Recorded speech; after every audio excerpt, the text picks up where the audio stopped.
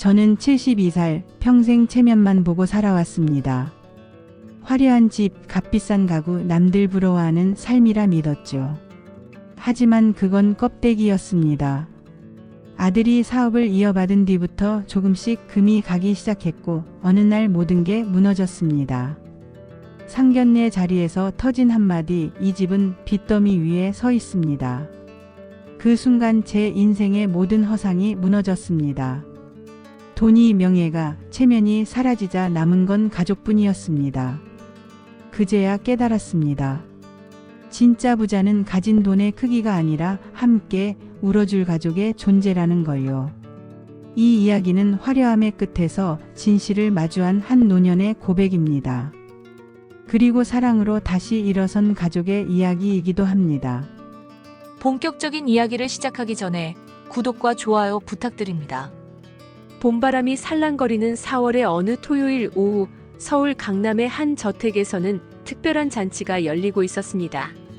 300평이 넘는 대지 위에 우뚝 선 2층 집은 마치 궁궐을 연상시킬 만큼 웅장했습니다.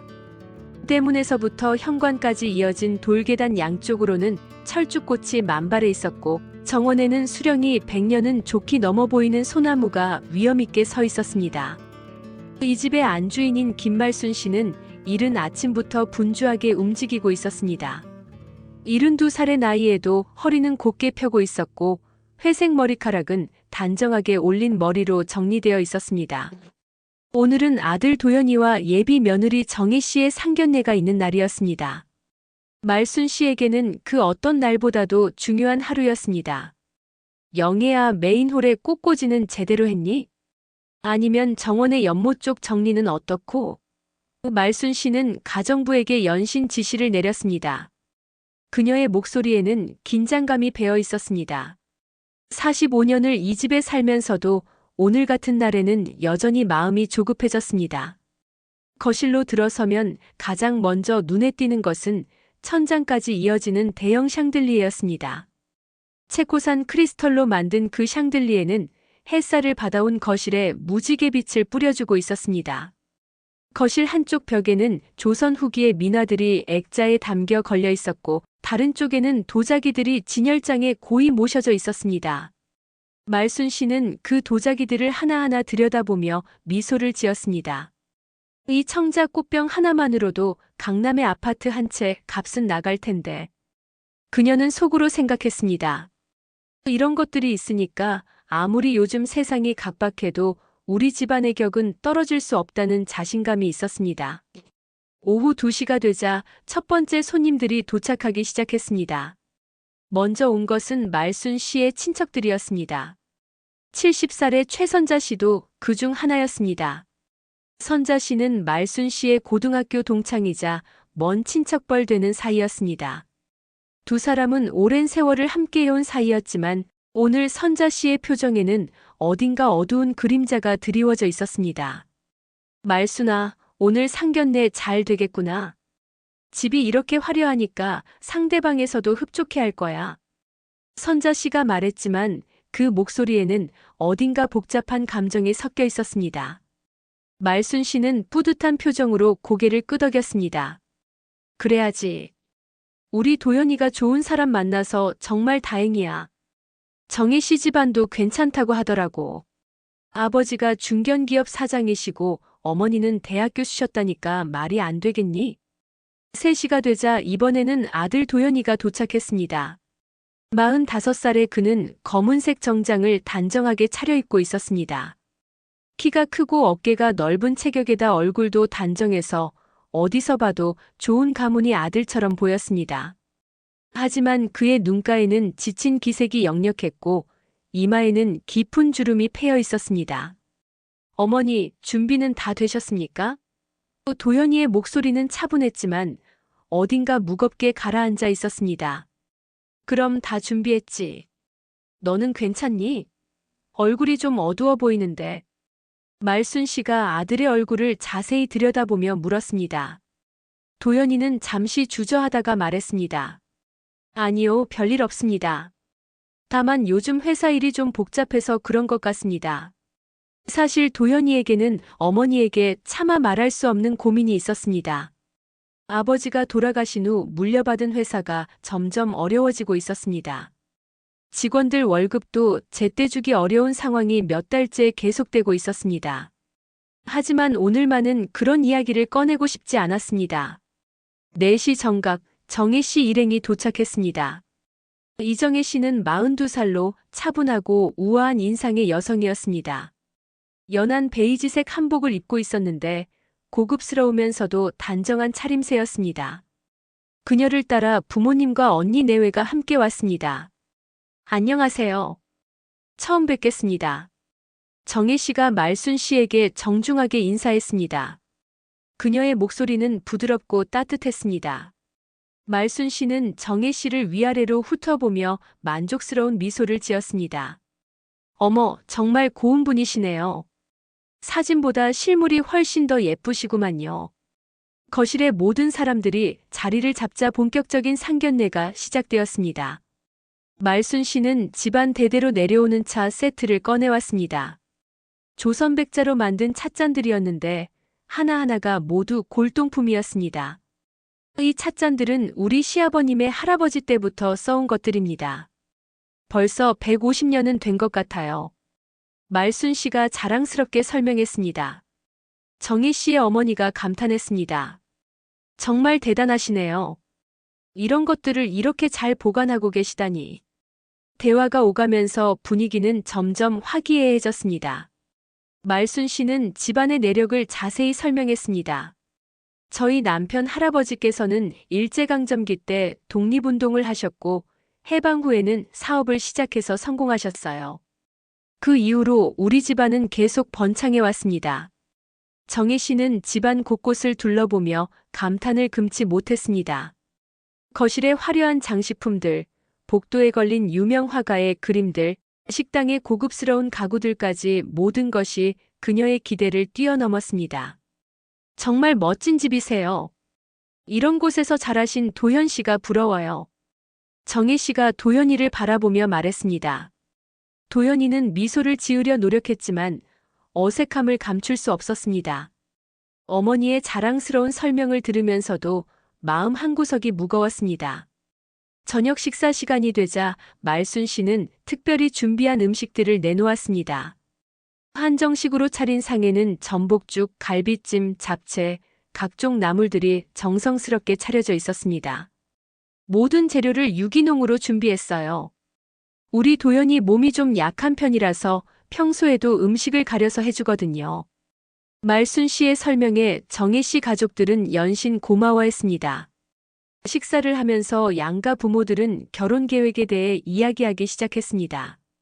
혼수와 예단, 결혼식 장소와 신혼여행지까지 구체적인 이야기들이 오갔습니다. 결혼식은 롯데호텔에서 하면 어떨까요? 아니면 신라호텔도 좋고요. 말순 씨가 제안했습니다. 정혜 씨의 아버지가 고개를 끄덕였습니다. 좋은 생각입니다. 격에 맞는 곳에서 해야죠. 해가 서쪽으로 기울어갈 무렵 상견례는 성공적으로 마무리되는 듯 했습니다. 정혜 씨는 마음속으로 안도의 숨을 내쉬었습니다. 이런 집안이라면 정말 안심이구나. 도연 씨도 좋은 사람이고 시어머니도 자상하시고. 그녀는 밝은 미래를 그려보며 미소를 지었습니다. 상견례가 끝나고 며칠이 지났지만 말순 씨의 마음은 여전히 불안했습니다. 겉으로는 모든 것이 완벽했지만 그녀만이 아는 진실이 있었습니다. 매일 아침 일어나면 가장 먼저 드는 생각은 채권자들의 전화였습니다.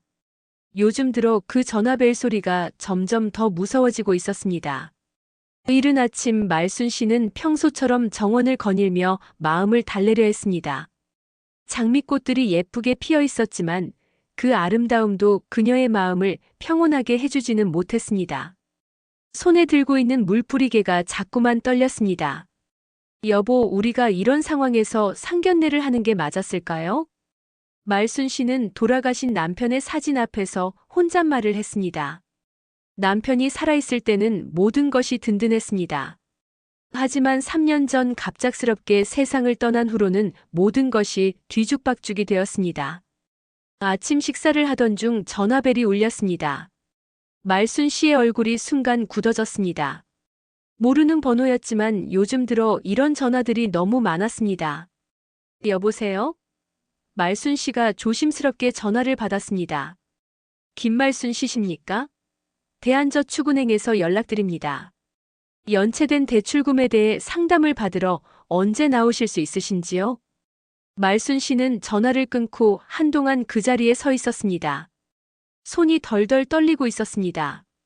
이런 전화가 하루에도 서너 통씩 오고 있었습니다. 은행, 저축은행, 심지어 사금융업체에서까지. 그날 오후 도연이가 집에 왔습니다. 평소보다 일찍 온 것을 보니 뭔가 일이 있는 것 같았습니다. 그의 얼굴은 창백했고 눈가에는 다크서클이 짙게 패여 있었습니다. 어머니, 잠깐 이야기할 시간 있으세요? 도연이가 말했습니다. 그의 목소리는 평소보다 가라앉아 있었습니다. 어머니와 아들은 거실에 마주 앉았습니다. 샹들리에에서 내려오는 화려한 빛과는 달리 두 사람의 얼굴은 어두웠습니다. 회사 상황이 어떠니? 말순 씨가 조심스럽게 물었습니다. 도연이는 한참을 망설이다가 입을 열었습니다. 어머니, 솔직히 말씀드리면 회사가 정말 어렵습니다. 지난달부터 직원들 월급도 제때 못 주고 있어요. 말순 씨의 얼굴이 더욱 어두워졌습니다. 그럼 어떻게 해야 하니? 일단 은행에서 대출을 더 받아보려고 하는데 담보로 잡힐 게 필요해요. 혹시 이 집을 담보로? 도연이는 말을 다 하지 못했습니다. 이 집을 담보로? 말순 씨가 놀란 목소리로 물었습니다. 도연이는 고개를 숙였습니다. 죄송합니다, 어머니. 다른 방법이 없어요. 아니면 정말 회사가 문을 닫을지도 몰라요. 그날 밤 말순 씨는 잠을 이룰 수 없었습니다. 침실 창문으로 들어오는 달빛을 바라보며 지난 세월을 돌이켜봤습니다. 이 집에서 보낸 45년의 세월, 아들을 키우고 딸을 시집 보낸 추억들, 남편과 함께 꿈꿨던 미래들이 주마등처럼 스쳐갔습니다. 다음 날 아침 친척 선자 씨가 예고 없이 찾아왔습니다. 선자 씨는 평소보다 표정이 심각했습니다. 말순아, 우리 좀 이야기하자. 선자 씨가 말했습니다. 두 사람은 정원의 정자에 앉았습니다. 봄바람이 살랑거렸지만 두 사람의 마음은 무거웠습니다. 너 요즘 많이 힘들지? 선자 씨가 말순 씨의 손을 잡으며 물었습니다. 말순 씨는 눈물이 핑 돌았습니다. 선자야, 나 정말 어떻게 해야 할지 모르겠어. 상견례는 그렇게 화려하게 치렀지만 사실은 집안이 거의 파산 직전이라는 거 아니야? 선자 씨가 말을 끊었습니다. 말순 씨는 깜짝 놀랐습니다. 너 그걸 어떻게 알아? 선자 씨는 한숨을 깊게 쉬었습니다. 말순아, 나는 오래전부터 알고 있었어. 내 남편이 돌아가시기 전부터 회사 사정이 어렵다는 소문이 있었거든. 그럼 왜 진작에 말하지 않았어? 말순 씨가 원망스러운 목소리로 물었습니다. 내가 체면 때문에 얼마나 힘들어할지 뻔했잖아. 그래서 입을 다물고 있었는데 이번 상견례를 보니까 더 이상 숨길 수 없을 것 같더라. 그날 오후 말순 씨는 혼자 집안을 돌아다녔습니다. 거실의 골동품들, 침실의 고급 가구들, 서재의 책들까지 모든 것들이 새롭게 보였습니다. 이 모든 것들이 정말 자신의 것일까? 아니면 이미 남의 것이 되어버린 걸까? 저녁 무렵 도연이가 다시 집에 왔습니다. 이번에는 딸 지연이도 함께였습니다. 25살의 지연이는 대학원을 다니고 있었는데 평소보다 표정이 어두웠습니다. 아빠, 회사 상황이 정말 그렇게 어려운가요? 지연이가 물었습니다. 도연이는 딸을 바라보며 고개를 끄덕였습니다. 지연아, 미안하다. 아빠가 능력이 없어서. 아빠 잘못이 아니에요. 할아버지 돌아가신 후에 경제 상황도 안 좋아졌고 코로나까지 겹치면서 어려워진 거잖아요. 그날 밤 가족들은 오랜만에 함께 저녁 식사를 했습니다. 하지만 식탁의 분위기는 무거웠습니다. 화려한 식탁 위의 음식들이 무색할 정도로 모든 사람의 표정이 어두웠습니다. 어머니, 정혜 씨에게는 언제 이야기할 건가요? 지연이가 조심스럽게 물었습니다. 말순 씨는 젓가락을 내려놓았습니다. 그게 가장 걱정이야. 상견례 때 그렇게 좋아하셨는데 이런 상황을 알면 어떻게 생각하실까? 도연이도 고민이 깊었습니다. 정희 씨는 좋은 분이야. 하지만 이런 상황을 받아들일 수 있을지. 그날 밤 늦게까지 가족들의 대화는 계속되었습니다. 하지만 뚜렷한 해답은 나오지 않았습니다. 그들이 알고 있는 것은 단 하나, 더 이상 이 상황을 숨길 수 없다는 것뿐이었습니다. 말순 씨는 그날 밤도 잠들지 못했습니다. 창밖을 바라보며 내일이 오는 것이 두려웠습니다. 언젠가는 모든 진실이 드러날 텐데 그날이 바로 내일일지도 모른다는 생각에 가슴이 답답했습니다. 그로부터 일주일이 지난 토요일, 말순 씨는 정혜 씨 가족들을 다시 초대했습니다. 이번에는 좀 더 공식적인 약혼 논의를 위한 자리였습니다. 말순 씨는 며칠 전부터 준비에 여념이 없었습니다. 하지만 그녀의 마음은 전에 없이 무거웠습니다. 오후 2시 손님들이 도착하기 시작했습니다. 먼저 친척들이 왔고 이어서 정혜 씨 가족들도 나타났습니다. 거실은 금세 사람들로 가득 찼습니다. 모든 사람들의 얼굴에는 기대와 즐거움이 가득했습니다. 말순 씨는 최고급 한정식을 준비했습니다. 전복, 소고기, 각종 해산물들이 상을 가득 채웠습니다. 정희 씨의 어머니는 연신 감탄했습니다. 정말 대단하세요. 이런 음식들을 어떻게 이렇게 정성스럽게 준비하셨어요? 말순 씨는 억지로 미소를 지으며 대답했습니다. 별것 아닙니다. 우리 도연이 약혼하는 날인데 이 정도는 해야죠. 식사가 한창 무르익어갈 즈음 분위기는 점점 화기애애해졌습니다. 양가 부모들은 결혼 준비에 대해 구체적으로 이야기하기 시작했습니다. 예단과 혼수, 결혼식 비용과 신혼집까지 모든 것이 순조롭게 진행되는 듯 했습니다. 그런데 그때였습니다. 구석에 앉아있던 선자 씨가 갑자기 일어났습니다. 그녀의 얼굴은 평소와 달리 굳어 있었고 두 손은 미세하게 떨리고 있었습니다. 잠깐만요, 여러분. 선자 씨가 말했습니다. 그녀의 목소리에는 결의가 서려 있었습니다. 모든 사람들이 선자 씨를 바라봤습니다. 갑작스럽게 분위기가 조용해졌습니다. 선자 이모, 무슨 일이세요? 지연이가 궁금한 표정으로 물었습니다. 선자 씨는 한참을 망설이다가 입을 열었습니다. 여러분, 제가 오늘 꼭 해야 할 말이 있습니다. 말순 씨의 얼굴이 순간 새파랗게 변했습니다. 설마 하는 생각에 가슴이 두근거렸습니다. 선자야, 오늘은 좋은 날이니까 나중에.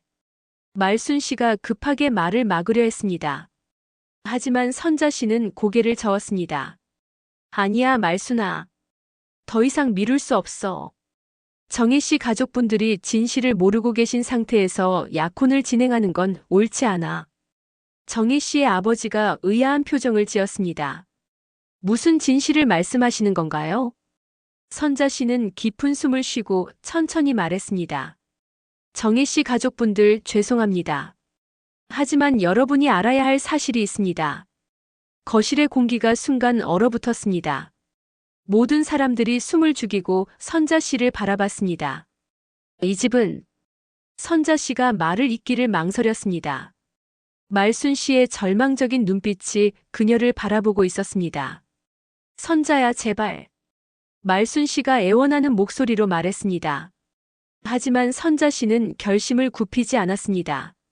이 집은 빚더미 위에 서 있습니다. 김 사장님이 돌아가신 후로 회사도 집안도 거의 파산 직전입니다. 정희 씨의 얼굴이 굳어졌습니다. 뭐라고요? 선자 씨는 계속해서 말했습니다. 도현 씨의 회사는 몇 달째 월급도 제대로 못 주고 있는 상황이고 이 집마저 곧 경매에 넘어갈 위기입니다. 다들 진실을 알아야 합니다. 식탁에 있던 모든 사람들이 충격에 빠졌습니다.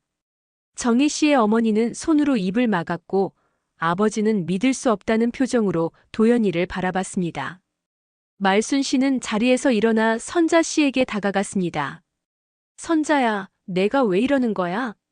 왜 우리 가족을 이렇게 망치려고 하는 거야? 망치려고? 말순아, 나는 너를 구하려는 거야. 이렇게 속여서 결혼시키면 나중에 더 큰 문제가 생길 거 아니야? 도연이는 얼굴이 새하얗게 변한 채 자리에 앉아 있었습니다. 그는 정혜 씨를 바라볼 용기도 없었습니다. 정혜 씨가 떨리는 목소리로 물었습니다. 도연 씨, 이게 정말인가요? 도연이는 한참을 망설이다가 고개를 끄덕였습니다. 죄송합니다, 정혜 씨. 정말 죄송합니다. 거실은 순간 아수라장이 되었습니다. 정혜 씨의 아버지가 화를 내며 일어났습니다. 이게 뭡니까? 우리를 완전히 속인 거잖습니까? 말순 씨는 그 자리에 주저앉으며 울기 시작했습니다. 죄송합니다. 정말 죄송합니다. 하지만 저희도 어쩔 수 없었어요. 정혜 씨는 충격에 빠진 채 아무 말도 하지 못했습니다. 그녀가 꿈꾸었던 모든 것들이 한순간에 무너져 내리고 있었습니다. 선자 씨는 눈물을 흘리며 말했습니다. 말순아, 나도 이렇게 하고 싶지 않았어. 하지만 더 이상 지켜볼 수 없었어. 이렇게라도 진실을 말하는 게 모든 사람에게 도움이 될 거야. 지연이는 아버지 옆에 앉아서 그의 손을 잡았습니다. 아빠, 괜찮아요. 우리가 힘을 합쳐서 헤쳐나가요. 하지만 도연이는 자책감에 빠져 있었습니다. 정혜 씨와 그 가족들을 속인 것에 대한 죄책감이 그를 짓누르고 있었습니다. 정혜 씨의 어머니가 정희를 바라보며 말했습니다. 정희야, 우리 일단 집에 가자. 이런 상황에서는 더 이야기할 게 없을 것 같다. 정혜 씨는 여전히 충격에서 벗어나지 못한 채 고개를 끄덕였습니다. 그녀의 눈에는 눈물이 고여 있었습니다. 도연 씨, 저희는 이만 가보겠습니다. 정혜 씨의 아버지가 차가운 목소리로 말했습니다. 말순 씨가 급하게 일어나서 그들을 붙잡으려 했습니다. 잠깐만요, 이야기라도. 하지만 정혜 씨 가족들은 이미 집을 나서고 있었습니다. 그들의 뒷모습은 실망과 분노로 가득해 보였습니다. 거실에는 말순 씨 가족들과 친척들만 남았습니다. 모든 사람들이 충격과 절망에 빠져 있었습니다. 화려했던 약혼 잔치는 한순간에 악몽으로 변해버렸습니다. 말순 씨는 바닥에 주저앉아 오열했습니다. 45년 동안 지켜온 체면이 하루아침에 무너져 내렸습니다. 그녀가 그토록 자랑스러워했던 모든 것들이 거짓이었다는 사실이 드러났습니다. 선자 씨는 말순 씨 옆에 앉아서 그녀의 등을 토닥여 주었습니다. 말순아, 울지 마. 이제부터라도 진실하게 살아가자. 하지만 말순 씨에게는 그 말조차 위로가 되지 않았습니다. 그녀의 세계가 완전히 무너져 내린 것 같았습니다. 그날 밤 말순 씨는 한잠도 자지 못했습니다. 정혜 씨 가족들이 떠난 후 집안은 죽음과 같은 정적에 쌓여 있었습니다. 거실에는 아직도 상견례 음식들이 그대로 남아 있었지만 아무도 치울 엄두를 내지 못했습니다. 다음 날 월요일 아침 말순 씨가 가장 두려워했던 일이 일어났습니다. 아침 9시경 대문 앞에 검은색 승용차 3대가 나타났습니다. 차에서 내린 사람들은 모두 정장을 입고 서류 가방을 들고 있었습니다. 김말순 씨 댁이 맞습니까? 그중 한 명이 말했습니다. 목소리에는 차가운 권위가 서려 있었습니다. 말순 씨는 인터폰 너머로 떨리는 목소리로 대답했습니다. 네, 맞습니다만. 저희는 대한저축은행에서 나왔습니다. 연체된 대출금에 관해 긴급하게 협의할 일이 있어서 찾아왔습니다. 말순 씨의 다리에 힘이 풀렸습니다. 그녀가 그토록 두려워했던 순간이 드디어 온 것입니다. 지금 당장 문을 열어주시기 바랍니다. 아니면 법적 조치를 취할 수밖에 없습니다. 말순 씨는 어쩔 수 없이 대문을 열었습니다. 6명의 남자들이 집 안으로 들어왔습니다. 그들은 모두 무표정했고 손에는 두꺼운 서류들을 들고 있었습니다. 김말순 씨, 이 서류들을 확인해 보시기 바랍니다. 그중 리더로 보이는 남자가 서류를 내밀었습니다. 말순 씨는 떨리는 손으로 서류를 받아들었습니다. 그러나 글자들이 흐릿하게 보여서 제대로 읽을 수가 없었습니다. 현재까지 연체된 금액이 15억 원에 이릅니다. 더 이상 연체가 지속될 경우 담보물에 대한 강제 집행을 진행할 수밖에 없습니다. 15억 원이라는 숫자에 말순 씨는 현기증을 느꼈습니다. 그렇게 큰 돈이 밀려 있다는 사실을 처음 정확히 알게 된 것입니다. 그럼 어떻게 해야 하나요? 말순 씨가 간신히 물었습니다. 일주일 내에 연체금을 모두 갚으시거나 아니면 이 집을 비롯한 모든 재산을 정리해서 변제에 충당하셔야 합니다. 그때 도연이가 급하게 집에 도착했습니다. 회사에서 급히 연락을 받고 달려온 것입니다. 어머니, 무슨 일입니까? 도연이가 숨을 헐떡이며 물었습니다. 채권자 중 한 명이 도연이를 바라보며 말했습니다. 박도연 씨시군요. 당신도 연대보증인으로 서명하셨으니까 같이 책임을 지셔야 합니다.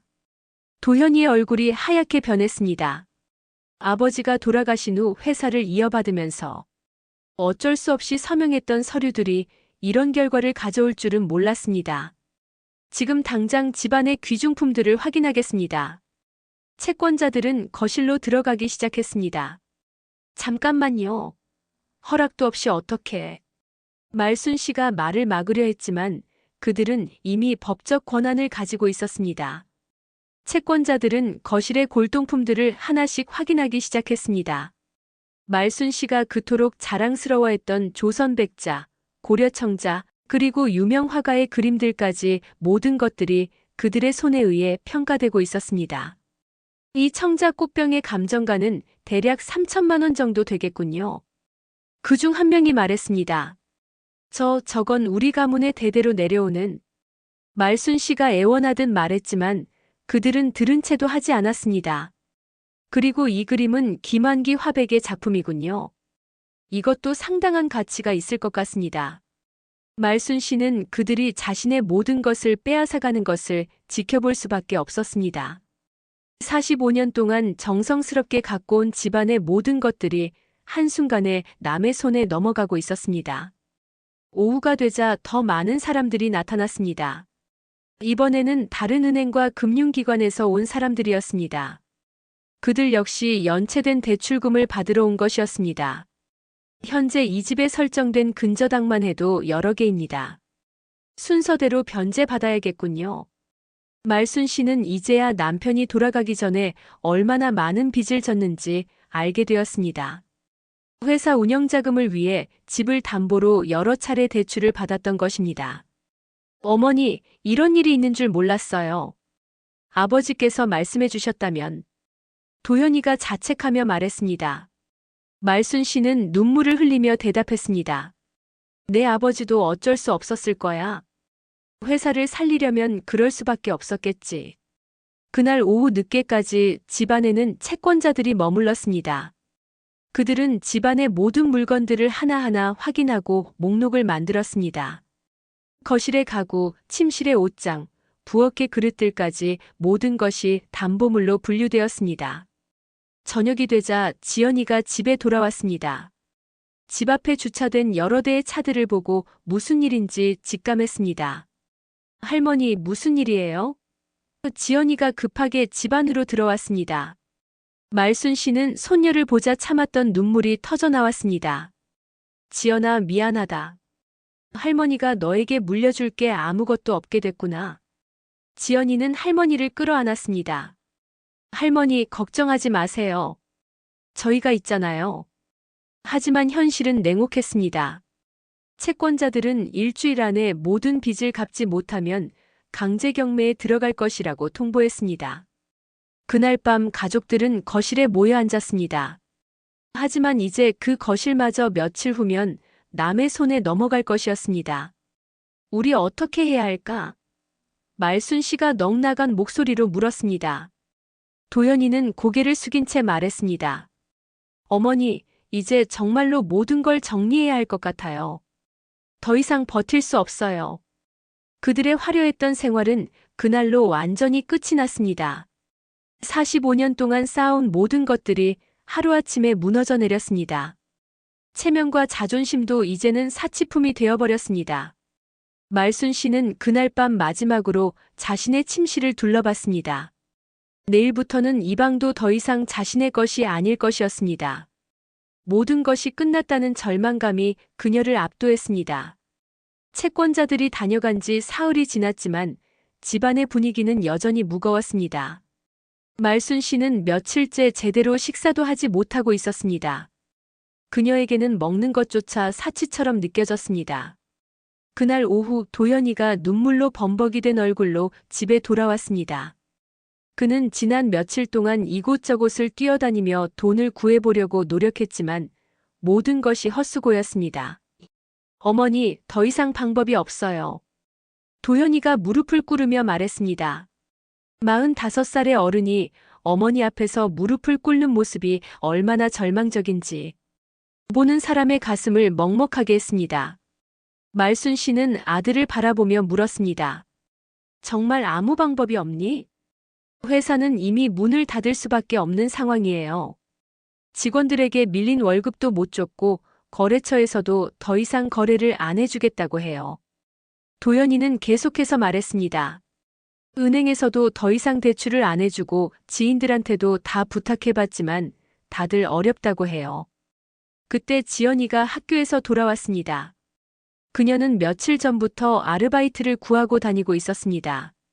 25살의 나이에 갑자기 가정의 경제적 책임을 져야 하는 상황이 되었습니다. 아빠, 할머니, 저도 이제 돈을 벌어야겠어요. 대학원은 휴학하고 일을 찾아볼게요. 지연이가 씩씩하게 말했지만 그녀의 목소리에도 불안함이 묻어났습니다. 말순 씨는 손녀를 바라보며 눈물을 흘렸습니다. 지연아, 미안하다. 할머니 때문에 내가 고생하게 됐구나. 아니에요, 할머니. 우리 가족인데 당연한 거예요. 그날 저녁 가족들은 오랜만에 함께 모여 앉았습니다. 하지만 식탁에는 간단한 반찬 몇 가지만 놓여 있었습니다. 예전 같으면 상상도 할 수 없었던 소박한 식사였습니다. 도연이는 숟가락을 들다가 말고 고개를 들었습니다. 어머니, 지연아, 이제 정말 솔직하게 이야기해야겠어요. 무슨 이야기? 말순 씨가 물었습니다. 도연이는 깊은 숨을 쉬고 말하기 시작했습니다. 사실 아버지가 돌아가시기 몇 년 전부터 회사 상황이 어려웠어요. 하지만 아버지는 체면 때문에 가족들에게 말씀하지 않으셨어요. 말순 씨는 놀란 표정을 지었습니다. 그럼 그때부터? 네, 맞아요. 제가 회사를 물려받을 때 이미 빚이 상당히 많았어요. 하지만 저도 어머니께 걱정 끼쳐드리고 싶지 않아서 혼자 해결하려고 했어요. 도연이의 목소리가 점점 떨리기 시작했습니다. 코로나 때문에 상황은 더 악화됐고 결국 이 지경까지 온 거예요.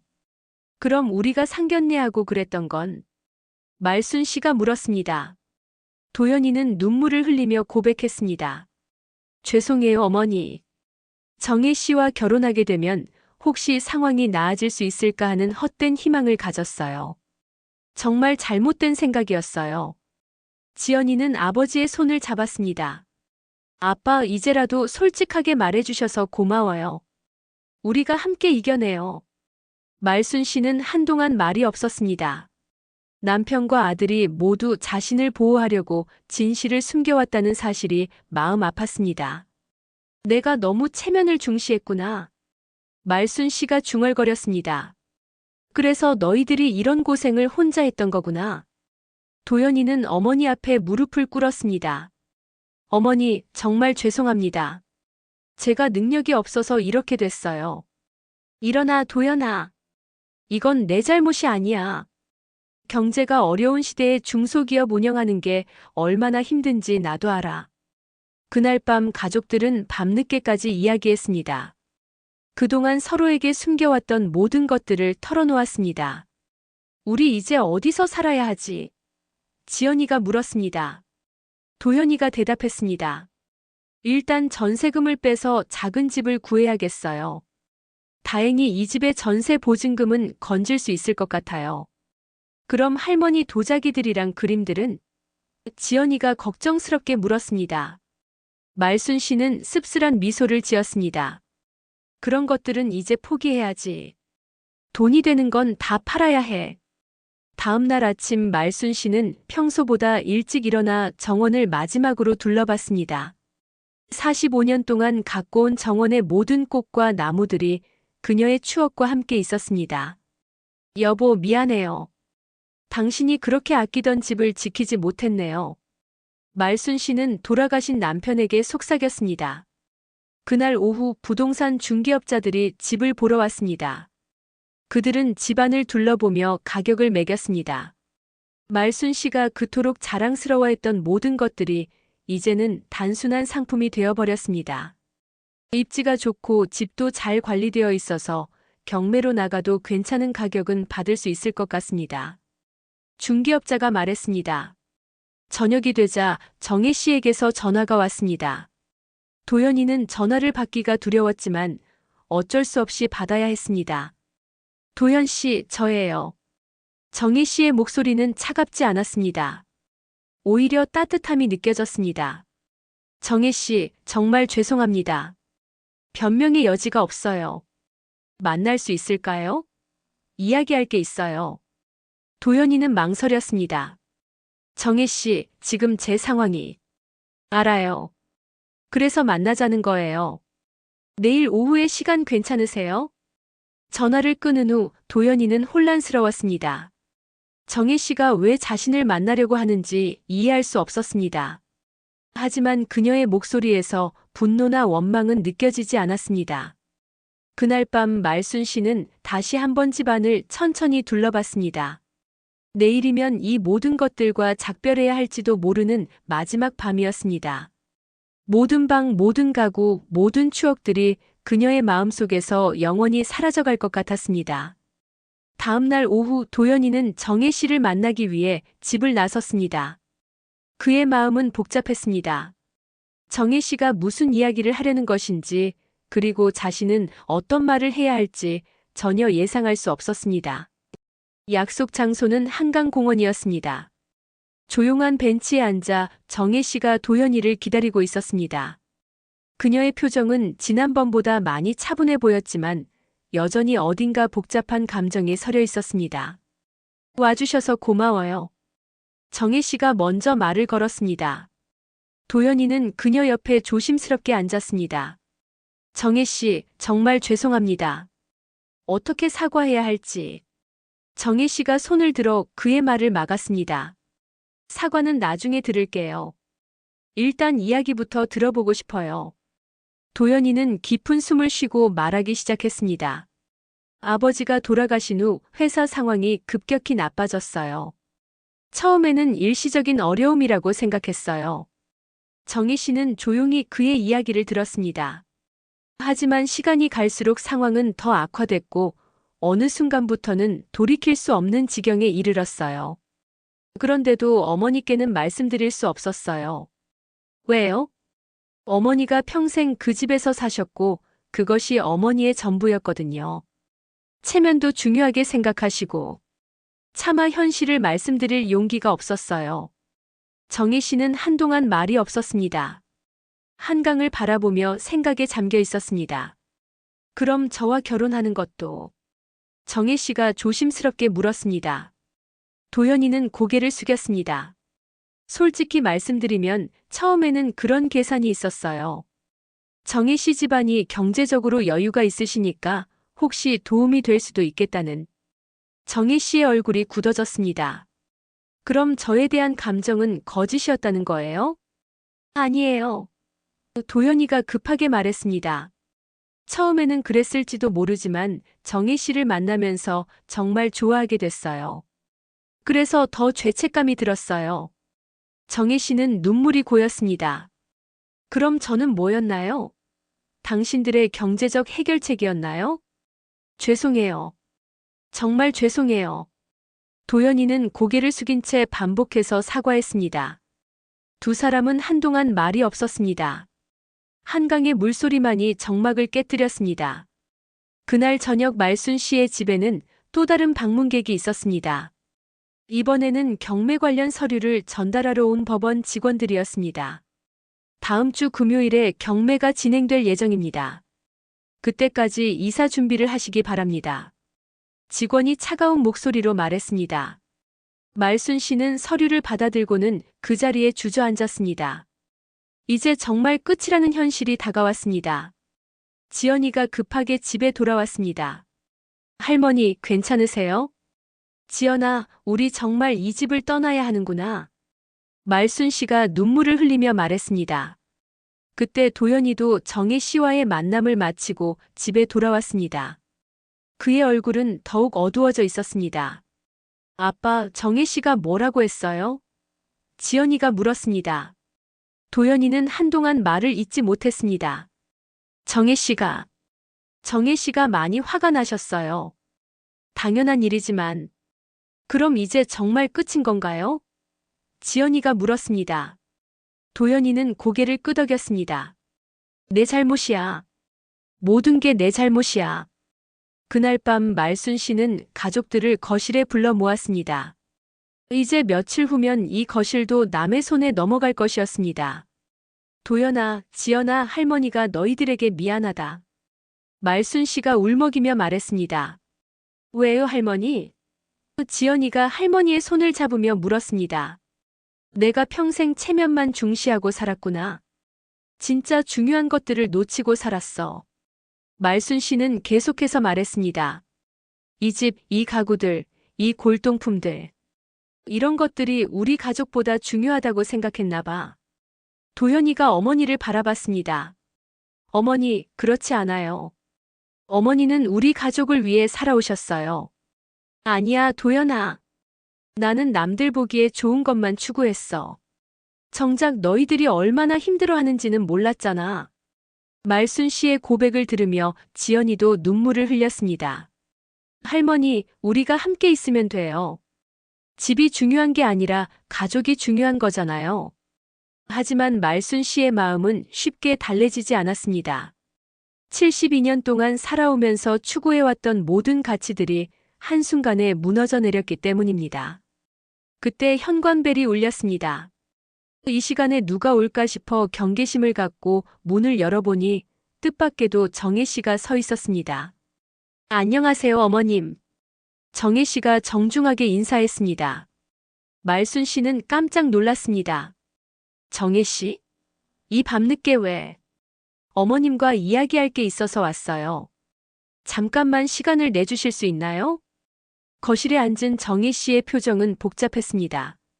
분노와 실망, 그리고 어떤 다른 감정들이 뒤섞여 있었습니다. 어머님 도연 씨, 그리고 지연이 씨. 정혜 씨가 세 사람을 차례로 바라보며 말했습니다. 저도 많은 생각을 해봤어요. 말순 씨는 긴장한 표호로 그녀의 다음 말을 기다렸습니다. 솔직히 말하면 정말 배신감이 컸어요. 저와 저희 가족을 속였다는 사실이 너무 충격적이었거든요. 도연이는 고개를 들 수 없었습니다. 하지만 오늘 도연 씨와 이야기하면서 조금 이해가 됐어요. 가족을 위해, 특히 어머님을 위해 어쩔 수 없이 그러셨다는 것을. 정혜 씨의 목소리가 떨리기 시작했습니다. 그래도 용서할 수는 없어요. 아직은. 말순 씨가 정혜 씨 앞에 무릎을 꿇었습니다. 정혜 씨, 미안합니다. 정말 미안합니다. 어머님, 일어나세요. 그러시면 안 돼요. 하지만 말순 씨는 일어나지 않았습니다. 내가 체면 때문에 이런 일을 만들었어요. 모든 게 내 잘못이에요. 그 모습을 보며 정혜 씨도 눈물을 흘렸습니다. 화가 나고 배신감이 들었지만 한편으로는 이 가족의 처지가 안타까웠습니다. 그날 밤 정혜 씨가 돌아간 후 가족들은 서로를 부둥켜 안고 울었습니다. 모든 것을 잃었지만 서로에게는 솔직해질 수 있게 되었습니다. 정혜 씨가 집을 나간 후 며칠이 지났습니다. 그동안 말순 씨 가족은 이사 준비에 바빴습니다. 45년 동안 쌓아온 물건들을 정리하는 일은 생각보다 힘들었습니다. 하나하나가 모두 추억이었기 때문입니다. 할머니, 이 사진첩들은 가져가세요. 지연이가 어린 시절 사진들이 담긴 앨범을 들고 왔습니다. 말순 씨는 사진을 하나씩 넘겨보며 옛 추억에 잠겼습니다. 도연이의 돌잔치 사진, 지연이의 입학식 사진, 온 가족이 함께 찍은 여행 사진들이 있었습니다. 이런 것들이 진짜 보물이었구나. 말순 씨가 중얼거렸습니다. 그때 현관에서 벨소리가 들렸습니다. 지연이가 문을 열어보니 뜻밖에도 정혜 씨가 서 있었습니다. 이번에는 큰 봉지를 몇 개 들고 있었습니다. 안녕하세요, 지연이 씨. 정혜 씨가 미소를 지으며 인사했습니다. 정혜 이모, 어떻게? 지연이가 놀라며 물었습니다. 음식을 좀 만들어 왔어요. 이사 준비하느라 제대로 식사도 못 하실 것 같아서요. 말순 씨와 도연이도 급하게 현관으로 나왔습니다. 정혜 씨가 다시 온 것에 놀라면서도 고마웠습니다. 정혜 씨, 고맙지만 이런 신세까지 질 수는. 도연이가 망설였습니다. 괜찮아요. 그냥 이웃으로 생각하세요. 정혜 씨가 부드럽게 말했습니다. 정혜 씨가 가져온 음식들은 정말 정성스러웠습니다. 김치찌개, 불고기, 나물 반찬들까지 한 상 가득했습니다. 정혜 씨가 직접 만드신 거예요? 말순 씨가 물었습니다. 네, 새벽부터 준비했어요. 혼자 살다 보니 요리하는 재미로 사는 것 같아요. 식사를 하면서 분위기는 예전보다 훨씬 자연스러워졌습니다. 더 이상 체면을 차릴 필요가 없어진 말순 씨 가족들은 오히려 마음이 편해졌습니다. 정혜 씨, 왜 이렇게까지 해주시는 거예요? 도연이가 조심스럽게 물었습니다. 정혜 씨는 잠시 젓가락을 놓고 생각했습니다. 처음에는 정말 화가 많이 났어요. 속았다는 생각에 몇 날 며칠을 잠도 못 잤어요. 그럴만하죠. 저희가 너무 잘못했어요. 말순 씨가 고개를 숙였습니다. 하지만 시간이 지나면서 생각해보니까 도연 씨도 어머님도 나쁜 마음으로 그런 건 아니었다는 걸 알겠어요. 정혜 씨는 계속해서 말했습니다. 오히려 가족을 지키려는 마음이었잖아요. 물론 방법이 잘못되었지만요. 도연이는 정혜 씨를 바라보며 말했습니다. 정혜 씨, 정말 고마워요. 하지만 저희는 이제 더 이상 결혼할 자격이 없어요. 왜요? 정혜 씨가 반문했습니다. 경제적으로도 그렇고 무엇보다 정혜 씨를 속인 것에 대한 죄책감이 너무 커요. 정혜 씨는 한동안 말이 없었습니다. 그러다가 갑자기 일어나서 말했습니다. 도연 씨, 잠깐 밖에서 이야기할 수 있을까요? 두 사람은 집 앞 작은 공원으로 나갔습니다. 해가 지기 시작하는 저녁 무렵이었습니다. 도연 씨, 저에게 솔직하게 대답해 주세요. 정혜 씨가 진지한 표정으로 말했습니다. 네, 뭐든지 물어보세요. 지금도 저를 사랑한다고 말할 수 있나요? 경제적인 계산 없이 순수하게요. 도연이는 잠시 망설였습니다. 그러다가 정혜 씨의 눈을 똑바로 바라보며 말했습니다. 네, 사랑해요. 정말 진심으로요. 처음에는 그런 계산이 있었을지도 모르지만 지금은 정말 순수한 마음으로 정혜 씨를 사랑해요. 정혜 씨의 눈에 눈물이 고였습니다. 저도요. 정말요? 네, 저도 도연 씨를 사랑해요. 화가 나고 배신감이 들었지만 그래도 사랑하는 마음은 변하지 않았어요. 두 사람은 서로를 바라보며 서 있었습니다. 주변의 가로등이 하나둘씩 켜지기 시작했습니다. 하지만 정혜 씨, 저는 이제 가진 게 아무것도 없어요. 집도 돈도 심지어 직업도 없어요. 도연이가 말했습니다. 정혜 씨가 그의 손을 잡았습니다. 그런 게 중요한가요? 저는 부자와 결혼하려는 게 아니라 도연 씨와 결혼하려는 거예요. 정말 그렇게 생각해요? 네, 진심이에요. 사람은 가진 것으로 평가받는 게 아니라 그 자체로 소중한 거잖아요. 도연이는 정혜 씨의 손을 꽉 잡았습니다. 정혜 씨, 감사해요. 정말 감사해요. 두 사람이 집으로 돌아오자 말순 씨와 지연이가 궁금한 표정으로 기다리고 있었습니다. 어떻게 됐어요? 지연이가 물었습니다. 정혜 씨가 밝은 표정으로 대답했습니다. 저희 결혼하기로 했어요. 말순 씨는 깜짝 놀랐습니다. 정말요? 하지만 우리 형편이 이런데. 어머님, 그런 건 상관없어요. 저는 돈과 결혼하는 게 아니라 도연 씨와 결혼하는 거니까요. 지연이가 기뻐하며 정혜 씨를 껴안았습니다. 정혜 이모 정말 고마워요. 하지만 말순 씨는 여전히 걱정스러웠습니다. 정혜 씨, 정말 괜찮겠어요? 우리는 이제 이 집도 떠나야 하고. 정혜 씨가 말순 씨의 손을 잡았습니다. 어머님, 집이 중요한 게 아니에요. 가족이 중요한 거예요. 저도 이제 이 가족의 일원이 되고 싶어요. 그 말을 듣고 말순 씨는 눈물을 흘렸습니다. 정혜 씨, 고마워요. 정말 고마워요. 그날 밤 네 사람은 오랜만에 마음 편히 웃으며 시간을 보냈습니다. 잃은 것은 많았지만 얻은 것도 있었습니다. 진짜 중요한 것이 무엇인지 깨달았고 서로에 대한 사랑을 확인했습니다. 우리 내일부터 새 집 구하러 다녀야겠어요. 도연이가 말했습니다. 네, 작은 집이라도 우리 모두 함께 살 수 있는 곳으로요. 정혜 씨가 대답했습니다. 말순 씨는 이들을 바라보며 생각했습니다. 화려한 집과 비싼 가구들은 잃었지만 진짜 가족의 의미를 찾았습니다. 그것이 더 소중한 보물이라는 것을 이제야 깨달았습니다. 경매일이 다가왔습니다. 말순 씨 가족은 마지막으로 집 정리를 하고 있었습니다. 45년 동안 살던 집을 떠나는 것은 정말 힘든 일이었지만 이제는 체념과 함께 새로운 희망도 품고 있었습니다. 할머니, 이것만 챙기시면 돼요. 지연이가 말순 씨의 마지막 짐을 정리해 주었습니다. 말순 씨는 집안을 천천히 둘러봤습니다. 거실, 안방, 부엌, 정원까지 모든 곳이 추억으로 가득했습니다. 여보, 이제 정말 이 집을 떠나네요. 말순 씨는 남편의 영정 사진에게 마지막 인사를 했습니다. 그날 오후 이사 트럭이 도착했습니다. 새로 구한 집은 이전 집의 10분의 1 크기였지만 가족 4명이 함께 살기에는 충분했습니다. 새 집에 도착한 가족들은 간단한 짐을 정리했습니다. 예전 같은 화려한 가구는 없었지만 꼭 필요한 것들로만 꾸민 집은 오히려 따뜻해 보였습니다. 어때요, 어머님? 집이 작아도 괜찮으시겠어요? 정혜 씨가 걱정스럽게 물었습니다. 말순 씨는 미소를 지었습니다. 정희야, 집 크기가 중요한 게 아니구나. 가족이 함께 있는 게 중요하지.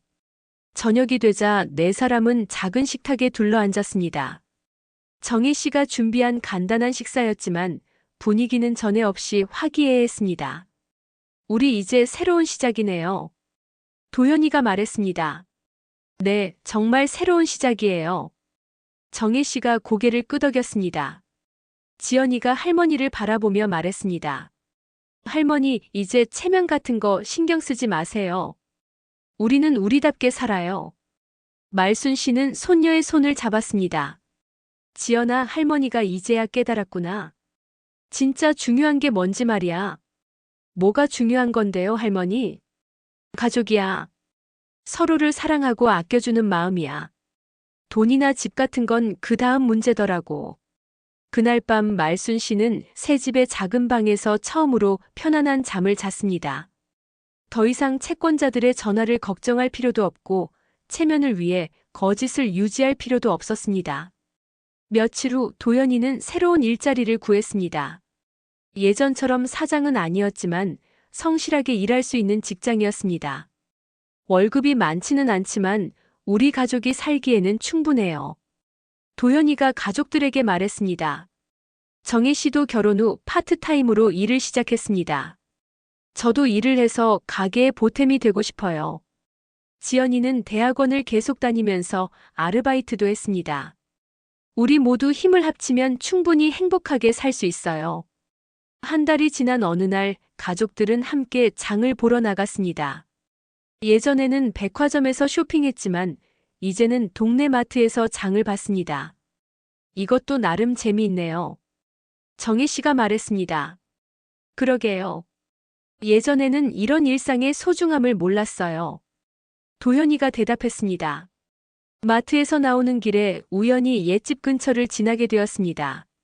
새로운 주인이 들어온 집은 전과 다름없이 웅장해 보였습니다. 그립지 않으세요?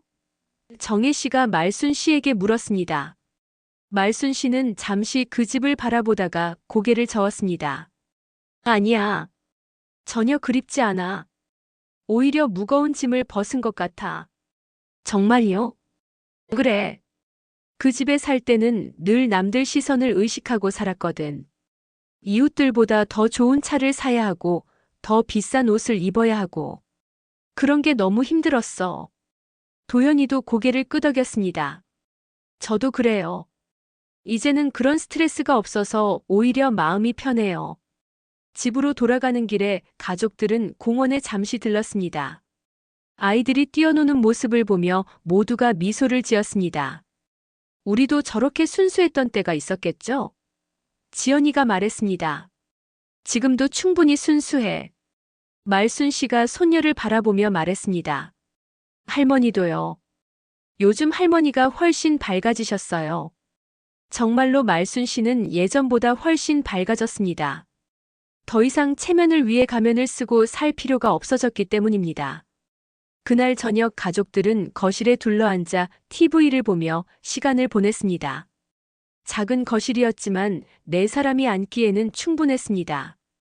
이렇게 함께 있는 게 가장 행복한 것 같아요. 정혜 씨가 말했습니다. 그래요. 예전에는 각자 다른 방에서 혼자 시간을 보냈는데 이렇게 함께 있으니까 더 좋은 것 같아요. 지연이가 대답했습니다. 말순 씨는 가족들을 바라보며 마음속으로 감사했습니다. 모든 걸 잃었다고 생각했지만 사실은 가장 소중한 것을 얻었습니다. 도연아, 정희야, 지연아. 말순 씨가 세 사람을 부르며 말했습니다. 네, 어머님. 정혜 씨가 대답했습니다. 고마워. 너희들 덕분에 진짜 행복이 뭔지 알게 됐어. 저희야말로 고마워요, 할머니. 지연이가 할머니에게 기대며 말했습니다. 밤이 깊어가자 가족들은 하나둘 잠자리에 들었습니다. 말순 씨는 마지막으로 거실을 둘러봤습니다. 작고 소박한 집이었지만 사랑으로 가득한 집이었습니다. 창밖을 보니 달이 밝게 떠 있었습니다. 말순 씨는 달을 바라보며 속으로 말했습니다. 여보, 우리 이제 정말 행복해요. 화려한 집과 비싸 가구들은 사라졌지만 진짜 가족이 남았어요. 며칠 후 정혜 씨와 도연이의 작은 결혼식이 열렸습니다. 호화로운 호텔 대신 동네 작은 예식장에서 몇 명의 가족과 친구들만이 참석한 소박한 결혼식이었습니다. 신랑 신부께서 서로 사랑한다고 약속해 주세요. 주례를 맡은 목사님이 말했습니다. 네, 부자든 가난하든 건강할 때나 아플 때나 서로 사랑하겠습니다. 도현이와 정혜 씨가 함께 말했습니다. 말순 씨는 눈물을 흘리며 두 사람을 바라봤습니다. 예전 같았으면 이런 소박한 결혼식을 부끄러워했을 텐데 이제는 오히려 더 감동적으로 느껴졌습니다. 결혼식이 끝난 후 가족들은 집으로 돌아와 작은 잔치를 벌였습니다. 정혜 씨가 정성스럽게 준비한 음식들이 작은 식탁에 가득했습니다. 축하해요, 아빠, 정희 엄마. 지연이가 기뻐하며 말했습니다. 고마워, 지연아. 이제 정말 한 가족이 됐구나. 정혜 씨가 지연이를 껴안았습니다. 그날 밤 말순 씨는 새로운 며느리와 단둘이 이야기할 시간을 가졌습니다. 정희야, 우리 가족이 되어줘서 고마워. 말순 씨가 정혜 씨의 손을 잡으며 말했습니다. 어머님, 저야말로 이런 따뜻한 가족의 일원이 되어서 행복해요. 처음에는 너를 속인 것 때문에 죄책감이 너무 컸는데 내가 용서해주고 받아줘서 정말 감사해. 정혜 씨는 시어머니를 바라보며 말했습니다. 어머님, 사람은 완벽하지 않아요. 실수도 하고 잘못된 선택도 하죠. 중요한 건 진심이에요. 그래, 너 말이 맞다. 이제부터는 진심으로 살아야겠어. 시간이 흘러 계절이 바뀌었습니다. 여름이 지나고 가을이 왔습니다. 작은 집의 마당에는 정혜 씨가 심은 코스모스가 예쁘게 피어 있었습니다. 와, 꽃이 정말 예뻐요. 지연이가 감탄하며 말했습니다. 직접 키우니까 더 예쁘게 보이는 것 같아. 정혜 씨가 뿌듯하게 말했습니다. 도연이는 회사에서 인정받아 승진도 하고 월급도 올랐습니다. 열심히 일하니까 보람도 느끼고 좋네요. 지연이도 대학원에서 장학금을 받게 되었습니다. 할머니, 제가 장학금 받았어요. 정말? 우리 지연이가 최고야. 말순 씨가 기뻐하며 손녀를 끌어안았습니다. 어느 일요일 오후 가족들은 함께 근처 공원으로 산책을 나갔습니다. 단풍이 물든 나무들 사이를 걸으며 모든 가족이 행복한 표정을 지었습니다. 1년 전과 비교하면 정말 많이 변했죠? 정희 씨가 말했습니다. 그러게요.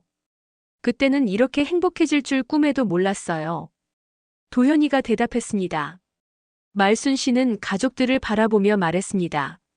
너희들 덕분에 72살의 인생의 진짜 의미를 깨달았구나. 할머니도 우리한테 많은 걸 가르쳐 주셨어요. 가족의 소중함을요. 지연이가 할머니의 팔짱을 끼며 말했습니다. 공원 벤치에 앉아 쉬는 동안 말순 씨는 지난 1년을 돌이켜봤습니다. 모든 재산을 잃고 체면도 무너졌지만 대신 가족의 진정한 사랑을 얻었습니다. 부는 흩어져도 사랑은 남는구나. 말순 씨가 중얼거렸습니다. 뭐라고 하셨어요, 어머님? 정희 씨가 물었습니다. 아니야, 혼잣말이었어. 그냥 행복하다는 생각을 했을 뿐이야. 해가 지기 시작하자 가족들은 집으로 향했습니다.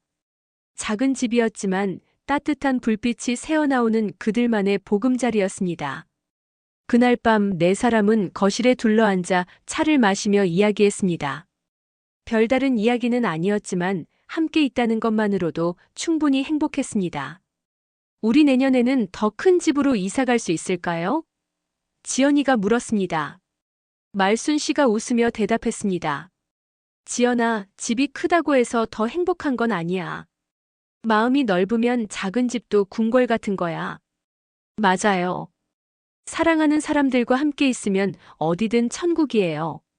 정희 씨가 덧붙였습니다. 도연이는 가족들을 바라보며 말했습니다. 정말 감사해요. 모든 걸 잃었다고 생각했는데 사실은 가장 소중한 걸 얻었네요. 그날 밤 잠자리에 들기 전 말순 씨는 마지막으로 거실을 둘러봤습니다. 화려한 샹들리에도 값비싼 골동품도 없었지만 사랑으로 가득한 집이었습니다. 창밖으로 보이는 별들이 반짝이고 있었습니다. 말순 씨는 별을 바라보며 속으로 감사 인사를 올렸습니다. 고마워요. 72년을 살면서 이제야 진짜 행복이 뭔지 알게 해주셔서. 다음 날 아침 정혜 씨가 준비한 따뜻한 아침 식사와 함께 새로운 하루가 시작되었습니다. 작은 식탁에 둘러앉은 가족들의 얼굴에는 모두 미소가 떠나지 않았습니다. 오늘도 좋은 하루가 될 것 같아요. 정혜 씨가 말했습니다. 그럼요. 우리가 함께 있으니까 매일이 좋은 날이죠. 지연이가 대답했습니다. 말순 씨는 가족들을 바라보며 마음속으로 말했습니다. 체면은 사라졌지만 진짜 가족이 남았다. 이것이야말로 진정한 부자가 되는 길이구나. 그들의 새로운 하루가, 새로운 삶이 이렇게 시작되었습니다. 화려함은 없어졌지만 진실함이 남았고 부는 사라졌지만 사랑이 남았습니다. 그리고 그것이야말로 인생에서 가장 소중한 보물이라는 것을 이제 모든 가족이 알고 있었습니다.